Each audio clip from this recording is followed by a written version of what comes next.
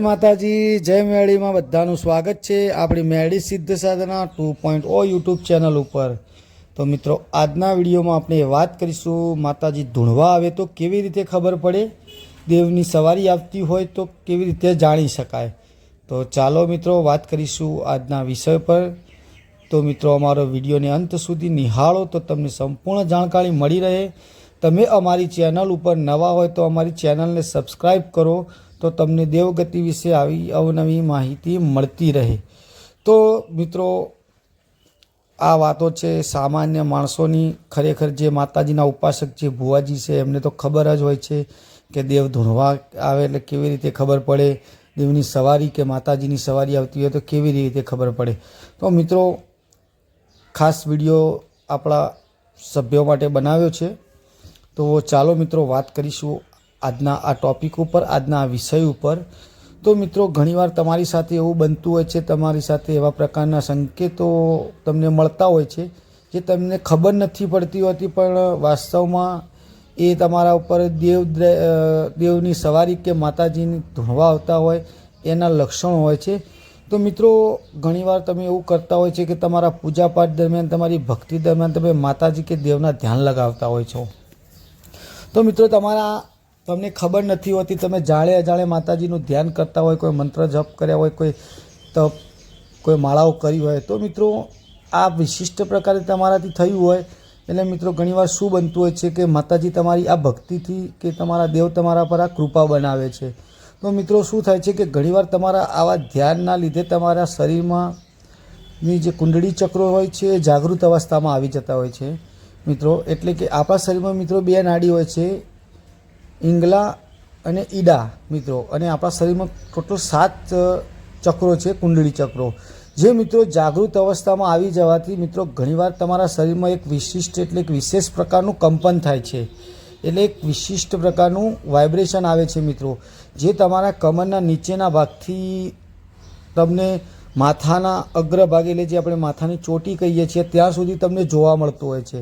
તો મિત્રો આ પણ જે તમને થઈ રહ્યું હોય, આ થતું હોય મિત્રો તમારી ભક્તિ દરમિયાન, તમારા પૂજાપાઠ દરમિયાન, તો મિત્રો તમે સમજી શકો છો કે તમારા પર કોઈ દેવની સવારી છે, કાં તો તમને કોઈ માતાજી ધૂણવા આવે છે। મિત્રો આ કેવું ક્યારે બન્યું હોય કે તમારા ધ્યાનથી જ બન્યું હોય, તમારી ભક્તિથી જ બન્યું હોય, તમારા પૂજાપાઠથી જ બન્યું હોય મિત્રો। તો મિત્રો આ એક સીધી અને સરળ વાત છે। બીજી વાર હું તમને સમજાવું, બીજી વાત સમજાવું મિત્રો કે તમારા પૂજા દરમિયાન, તમારી ભક્તિ દરમિયાન, તમારા પૂજાપાઠ અને તમારી ભક્તિ સાચી હોય દેવ પ્રત્યે, તમારો ભાવ દેવ પ્રત્યે સાચો હોય, તમે ભોળા ભાવથી માતાજીને ભજ્યા હોય, દેવને ભજ્યા હોય, તો મિત્રો મેં તમને અગાઉના વિડીયોમાં જણાવ્યું છે કે ભક્તિ દરમિયાન કેવા સંકેતો મળતા હોય, તો મિત્રો તમારી ભક્તિ સાચી છે। તો મિત્રો એ જ ભક્તિ દરમિયાન તમને મળેલા સંકેતો, જેમ કે બગાસા આવવા, તમારા માથાના જે કપાળ છે, એટલે કે આપણે એની ત્રીજી આંખ કહીએ, કપાળ વચ્ચેથી લઈને માથાના ચોટી સુધીના અગ્રભાગમાં એક વિશિષ્ટ પ્રકારનું વાઇબ્રેશન, વિશિષ્ટ પ્રકારનો દુખાવો, મિત્રો આ પણ દેવ સવારીના સંકેતો છે મિત્રો। વારંવાર તમારા રૂવાટા ઊભા થઈ જવા, આ પણ એક માતાજી ધૂણવા આવતા હોય કાં તો દેવની સવારી આવતી એનું એક સરસ મજાનું ઉદાહરણ છે મિત્રો। બીજી વાત મિત્રો કે તમને બગાસા આવે છે, તમારા શરીરના રૂવાટા ઊભા થઈ જાય છે, તમારી આંખોમાંથી પાણી આવે છે, મેં કહ્યું એ પ્રમાણે તમારા શરીરમાં કંપન એટલે કે વાઇબ્રેશન જોવા મળે છે, તો મિત્રો આ એ માતાજી આવવાના કે માતાજી ધૂણવા આવતા હોય એના લક્ષણો છે। બીજી વાત મિત્રો કે ઘણીવાર તમે કોઈ દેવના ડાયરામાં ગયા હોય, કોઈ માતાજીના ગીતો વાગતા હોય, કોઈ દેરાહરું હોય, કોઈ જાતર હોય, કોઈ માતાજીનો ધાર્મિક પ્રસંગ હોય, તો તમારા શરીરમાં એક પ્રકારની હલચલ જોવા મળતી હોય છે, તમારા શરીરમાં બેચેની જોવા મળતી હોય છે, તમારું શરીર ચંચળ થઈ જાય છે। તો મિત્રો આ પણ માતાજી આવવાના કે દેવ સવારી આવવાના લક્ષણો છે મિત્રો। આ સામાન્ય માણસો અંગાત બનતું હોય છે, જે જાણે છે, જેમને ખબર હોય છે એમને તો વાત સમજી જતા હોય છે કે કોઈ દેવ આવે છે કે કોઈ માતાજી આવે છે, પણ જે મિત્રો સામાન્ય પૂજાપાઠ ભક્તિમાં જ જાણતા હોય અને એનાથી એમને વધારે ખબર નથી પડતી હોય, તો મિત્રો એ ઘણીવાર મૂંઝવાઈ જતા હોય છે, અને મૂંઝવણમાં એમને નથી ખબર હતી એટલે એ આડા રસ્તા પર ચડી જાય છે, ખોટા માર્ગો ઉપર જતા રહે છે, એના લીધે એમની સાથે છેતરપિંડીઓ બનતી હોય છે, એના લીધે એ લોકો તકલીફમાં મુકાતા હોય છે। તો મિત્રો હું તમને એટલું જ જણાવું છું મિત્રો દેવ ઘરના પણ હોય, દેવ બહારના પણ હોય, દેવ સુખના પણ હોય, દેવ દુઃખના પણ હોય. એ મિત્રો તમારે નક્કી કરાવવાનું છે. અને મિત્રો તમે તમારી જાતે એ વાત નક્કી નહીં કરી શકો, કેમ કે મિત્રો એ દેવ તમને ધૂણવા આવે છે, એ માતાજી તમને ધૂણવા આવે છે. એ નહીં જણાવે તો બીજું કોઈ નહીં જણાવે. હા મિત્રો, તમે કોઈ સારા માણસ જોડે જાઓ, કોઈ સારા વ્યક્તિ જોડે જાઓ, એની પૂછપરછ કરો, પણ મિત્રો તમારા થકી જ એનું સોલ્યુશન આવશે, તમારાથી જ એનું સમાધાન મળશે તમને. મારો કહેવાનો સીધો અને સરળ મતલબ છે કે જે પણ તમારી સાથે બની રહ્યું છે મિત્રો, જે મેં સામાન્ય વાતો કરી, મિત્રો વિશિષ્ટ વાતો કરવા જઈએ તો ઘણા બધા પ્રકાર છે. મંત્ર સાધના તમે દેવ ધૂણવા લઈ શકો છો. તમારી ભક્તિથી મિત્રો એક વિશિષ્ટ પ્રકારની મંત્ર સાધના, એક વિશિષ્ટ પ્રકારની ભક્તિ, જે હાઈ લેવલ સુધીની વાતો છે. પણ મિત્રો હું જે વાતો કરું છે સામાન્ય માણસોની.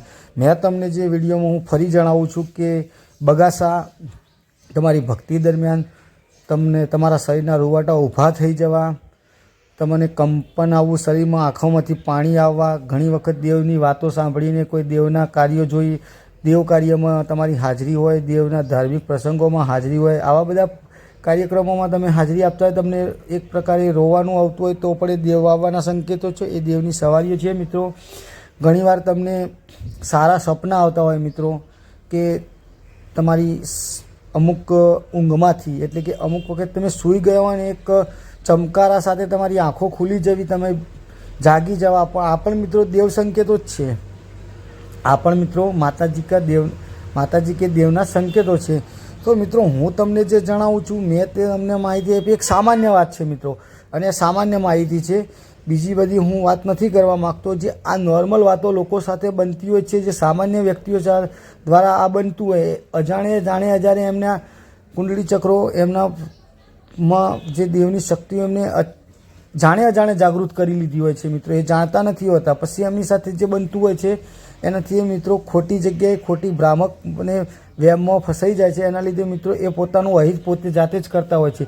તો મિત્રો મેં જે તમને વાતો કરી કે જે તમારી સાથે સામાન્યપણે ભક્તિ દરમિયાન બનતું હોય, તો મિત્રો ખોટા ડરો નહીં, ખોટા મૂંઝવાઓ નહીં. જે મેં તમને જણાવ્યું એ રીતે જે થતું હોય એ થવા દો. તમારા દેવ છે, તમારા માતાજી છે, ઘરના કે બહારના કે સુખના કે દુઃખના ગમે તે હોય, જે જાતે જ તમારો ખુલાસો કરી આપશે મિત્રો. બીજી વાત કે માતાજી ધૂણતી વખત એવું ના હોય કે માતાજી બોલે મિત્રો. માતાજી આપણને સૂઝવાડે, માતાજી આપણને એવા સંકેતો આપે જેના થકી આપણે એ વસ્તુ જાણવાની છે કે આમ મારી સાથે કેવી રીતે બન્યું, કેમ બન્યું, એ મિત્રો તમને માતાજી દેવ સંકેતો આપે. તો મિત્રો મેં જે તમને જણાવ્યું એની ખાસ ધ્યાન રાખો મિત્રો. આવું તમારી સાથે વારંવાર બનતું હોય, તમારી સાથે ઘડી ઘડી થતું હોય, પલ પલમાં આવું થતું હોય, તો મિત્રો તમે કોઈ વ્યવસ્થિત માણસ કે વ્યવસ્થિત સાધક કે ઉપાસક, કોઈ ભુવાજી સેવક જોડે તમારું બતાવીને, એટલે કે તમે દાણા જોડાવીને તમારી રીતે નક્કી કરીને જે પણ કોઈ સમસ્યા હોય, કોઈ પણ દેવ હોય, એનું તમે સમાધાન કરી શકો છો. તો મિત્રો આજના વિડીયોમાં આટલું. જય માતાજી, જય મેળીમાં, ઓમ નમઃ શિવાય. મિત્રો અમારો વિડીયો તમને ગમ્યો હોય તો લાઈક, શેર ને સબસ્ક્રાઈબ કરો. અમારી ચેનલને સબસ્ક્રાઈબ કરો મિત્રો. તો જય માતાજી, જય મેળીમાં, ઓમ નમઃ શિવાય.